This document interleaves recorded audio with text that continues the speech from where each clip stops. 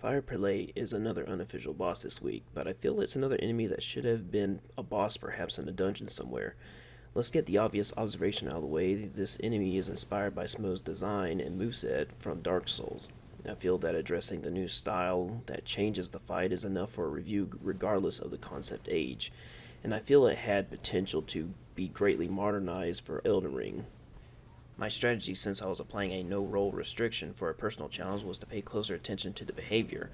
Most attacks didn't have a follow up to be concerned about, however, a few did, like the vertical power slam, which is followed by an uppercut swing. Now, every attack technically has a follow up attack, though it can be avoided by running before the headbutt initiates. However, the uppercut attack requires an extra bait to strike afterwards. One thing very odd about this design twist was the fire cauldron that spews and combusts, which oddly adds a very interesting scenario, especially when attempting to back away, since it could catch you if you were not paying attention. The second phase for some reason removes the fire from the cauldron, and this may be due to the slightly more aggressive attack that's added, which is the charged combustion attack, which is just as brutal like it was in Dark Souls.